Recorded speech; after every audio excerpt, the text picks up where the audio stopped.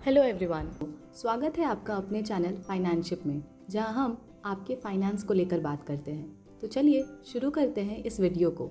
आज का टॉपिक काफ़ी सिंपल है, वो है dos and don'ts of mutual fund. जब आप अपने पैसों को इन्वेस्ट करेंगे, सबसे पहली चीज़ जो आपको ध्यान रखनी चाहिए वो ये है कि इन्वेस्ट करने से पहले आप अपना रिसर्च करें।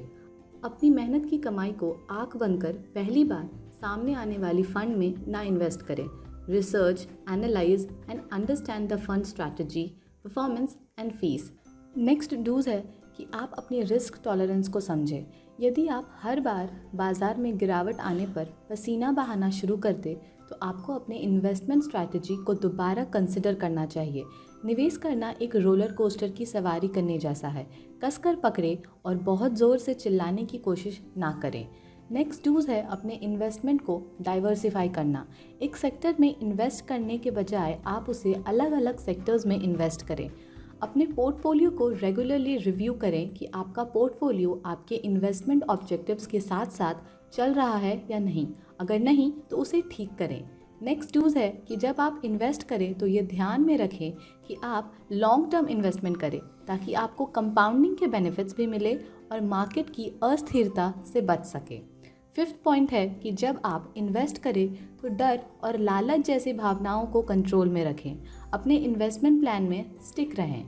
सिक्स पॉइंट है कि बाजार के ट्रेंड्स, इकोनॉमिक इंडिकेटर्स और रेगुलेटरी चेंजेस जिससे आपके इन्वेस्टमेंट में फ़र्क पड़ सकता है उसके बारे में सूचित रहें। सेवेंथ पॉइंट है कि डेट और इक्विटी का प्रॉपर बैलेंस होना चाहिए। आपका एलोकेशन स्ट्रैटेजी आपके इन्वेस्टमेंट गोल, रिस्क टॉलरेंस और टाइम हॉरिजन को बताती है। जैसे मान लीजिए एक व्यक्ति रमेश जो 25 साल का है, उसने अपनी इन्वेस्टमेंट स्टार्ट की। उसे अपने रिटर्न्स की कोई जल्दी नहीं है, तो उसने अपने इन्वेस्टमेंट का 75% इक्विटी में इन्वेस्ट किया और 25% डेट में इन्वेस्ट किया। इक्विटी फंड्स ज़्यादा वोलेटाइल होती है पर रिटर्न्स भी ज़्यादा देती है डेट के कंपैरिजन में जो ज़्यादा स्टेबल होती है।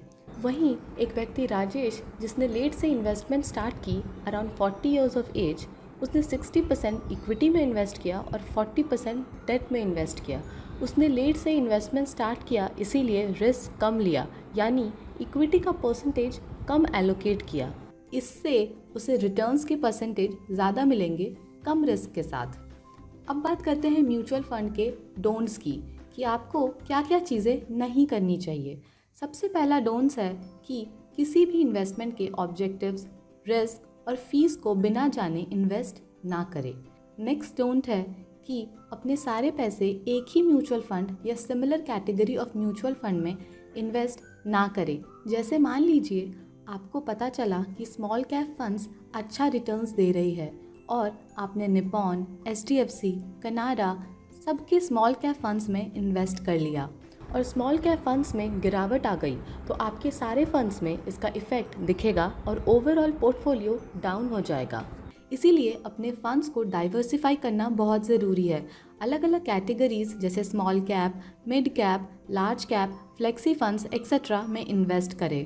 थर्ड पॉइंट है कि शॉर्ट टर्म मार्केट मूवमेंट या न्यूज़ हेडलाइंस के आधार में इम्पल्सिव डिसीजंस ना ले। फोर्थ पॉइंट है बार बार म्यूचुअल फंड खरीद कर या बेच कर मार्केट को टाइम करने की कोशिश ना करें। मार्केट की मूवमेंट्स को प्रेडिक्ट कर पाना बहुत मुश्किल है। फिफ्थ डोंट है कि आप अपने पोर्टफोलियो को समय समय पर रीबैलेंस करना ना भूलें। रीबैलेंस ये सुनिश्चित करता है कि आपका एसेट एलोकेशन आपके इन्वेस्टमेंट गोल के अनुरूप बना रहे। सिक्स डोंट है कि म्यूचुअल फंड चूज़ करते समय सिर्फ पास्ट परफॉर्मेंस का पीछा ना करें। डेफिनेटली पास्ट परफॉर्मेंस इम्पॉर्टेंट है, लेकिन सिर्फ यही एक पैरामीटर नहीं है जिससे आप उस फंड को चूज़ कर लें। पास्ट परफॉर्मेंस फ्यूचर के परिणाम का इंडिकेटर नहीं है।